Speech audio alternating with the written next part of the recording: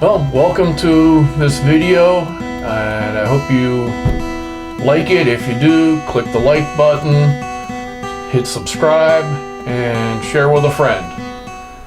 Okay, time for part 2 of a series of videos I'm doing here answering specific claims about genetically modified crops.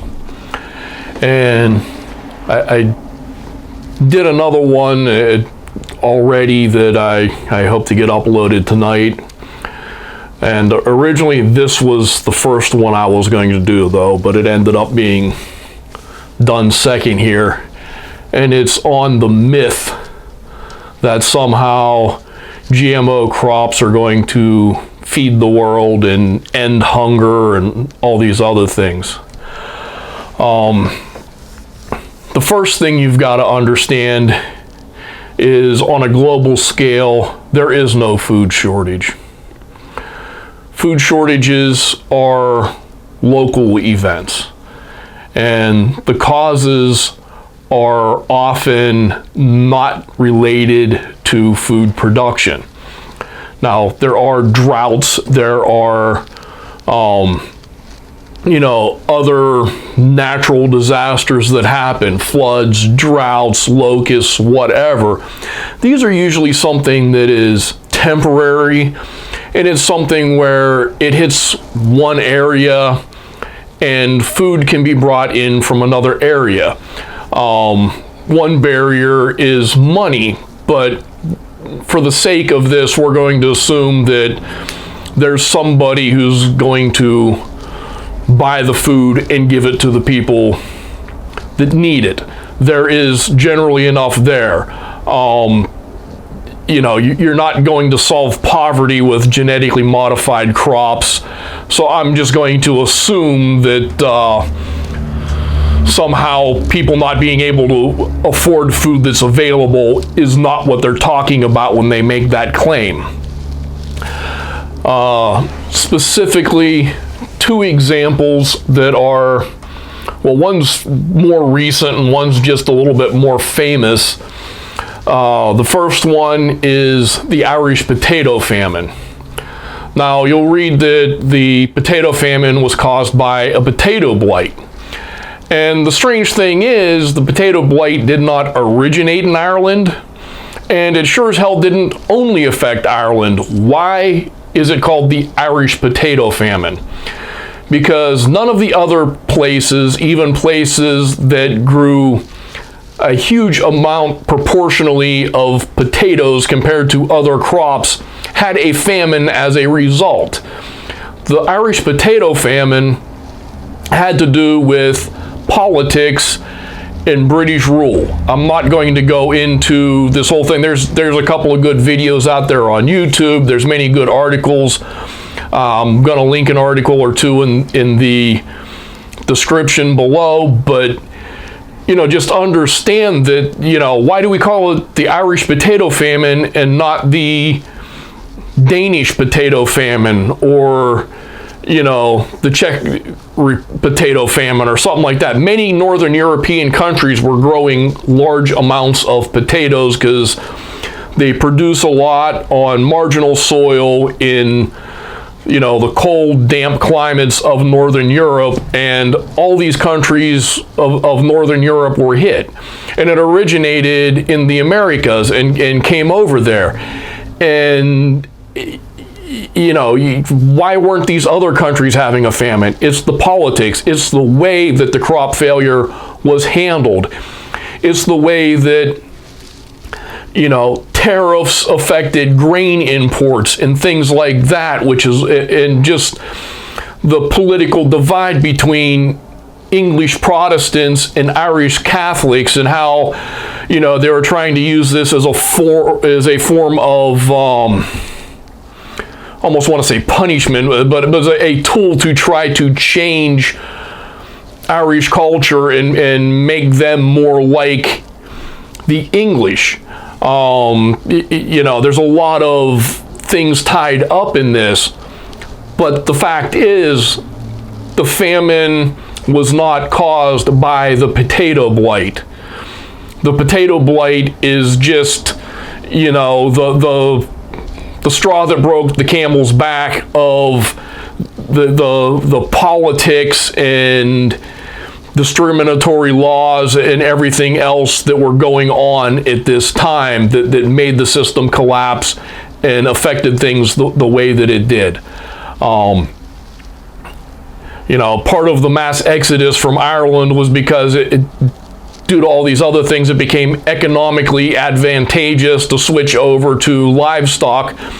So they were trying to get rid of the Irish tenant farmers. So it's like, hey, your crop failed. I don't want to feed you. Here's a boat ticket. Go somewhere else. So, yeah, it's a complicated thing, but food production is not the root cause. Another famous thing, more recent, is Ethiopia. Ethiopia has had a civil war. Ethiopia has a lot of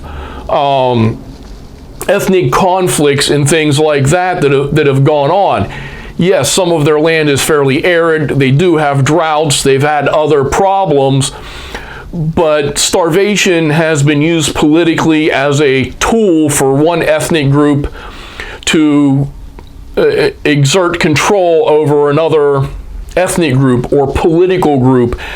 And that's part of the reason why you had the famine in Ethiopia. And Ethiopia, you know, when I was younger, I remember always the pictures of the starving kids in Ethiopia, and people were sending money and people were sending food. And due to the, you know, the political situation there, the food wasn't getting to the people that needed it. And that happens in a lot of these quote-unquote third world countries. Nobody's looking at the political situation. There's just like, there's a hungry person, give them something to eat. And like I said, if people don't have any money to buy food, that can be part of the problem if nobody's going to give it to them for free. But even in cases where there is some sort of charity or aid, or however you want to put it, to go to these people during this situation, a lot of times because of the politics on the ground, the food's just not getting there. It's not a lack of food. It's a lack of being able to get it to the people who need it because of these other various issues. You know, on a global scale, there is no food scarcity. There hasn't been for years. We have a surplus. And that brings me to the next point of contention. GMO crops, if they boost production, it's useless. You know, you might have cheaper production, which lets you make more profit on what you do produce. But according to the FDA, in the United States, it's estimated that 30 to 40% of all food produced is waste. It just gets thrown out. And that, you know, and that's various reasons for that. It goes everything from, you know, something being considered damaged and not marketable to something just being ugly. You know, this apple's a funny shape, therefore it's not going to go to market.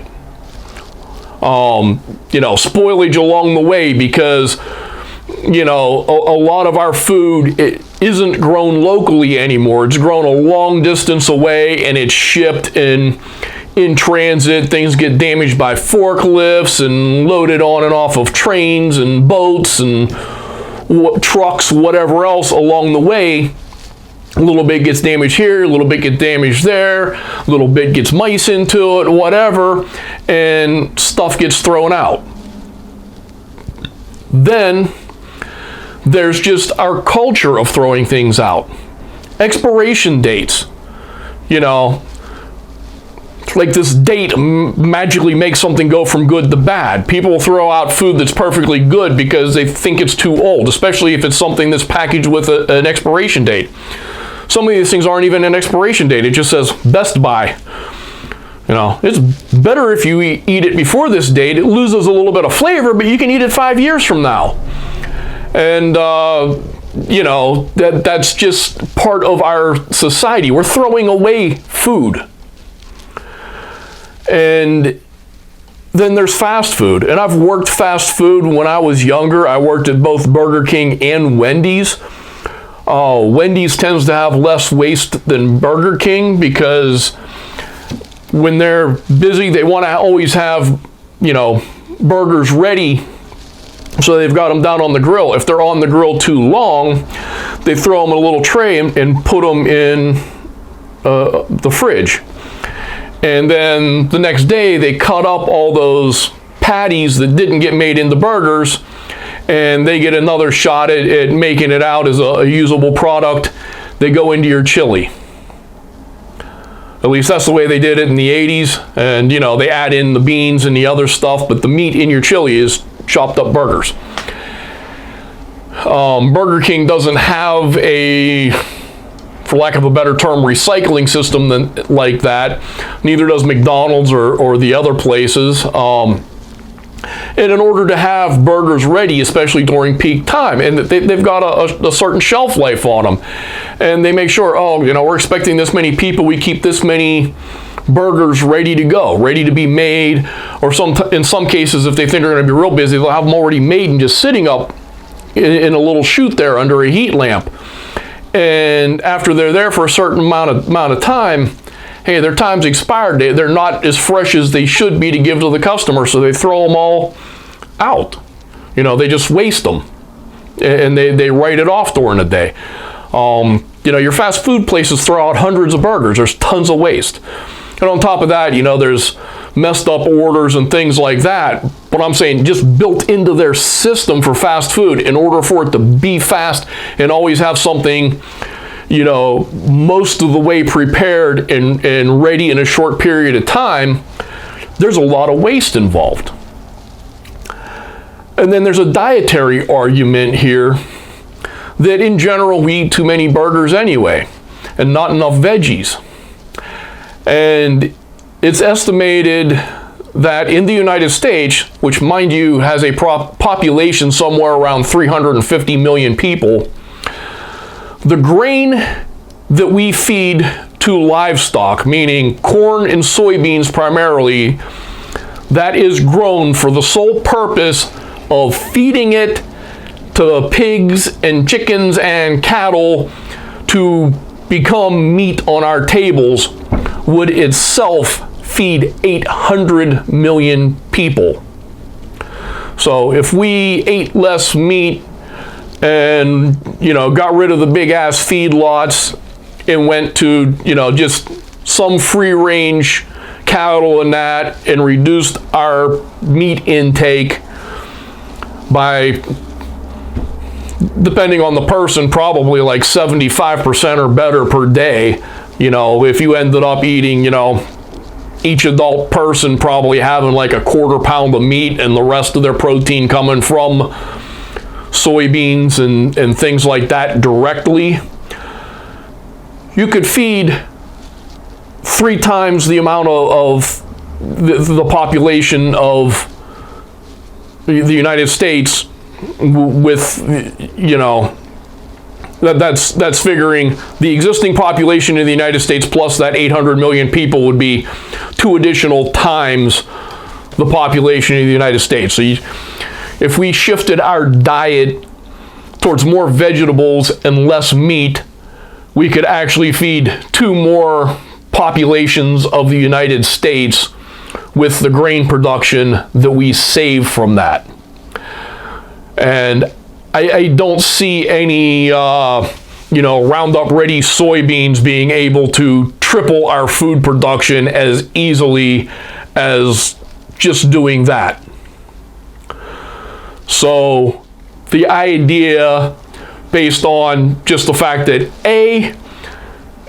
it's a myth that, you know, there's some sort of food production lack that is creating these, you know, famines and hunger on a global scale. There is plenty of food to go around now, and if we just cut back on our waste and cut back on our meat consumption, we could triple quadruple our production of food probably just by doing that.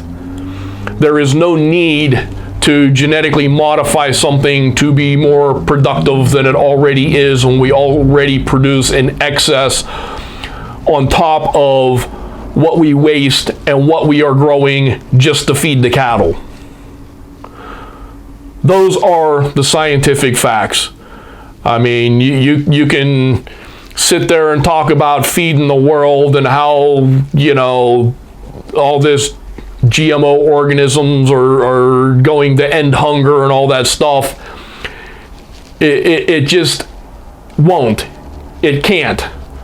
Both because of the production and because, like I said, while a food scarcity can happen locally due to a natural disaster of some sort of crop failure, the reason why aid can't come there from the rest of the world is monetary and it's political. And if you can't solve the politics and you can't solve the economics, there is nothing that producing more food is going to do.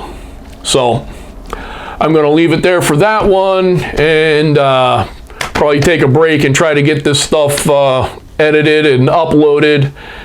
And I'll see you on the next one. Alcohol-free ginger beer. Not as much fun if it was alcoholic, though. Well, I hope you found that video informative. Hopefully it made you think, and please click the like button and subscribe if you haven't done that already, and check out the video that should be appearing somewhere around me here, and I hope to see you on the next one. Thanks.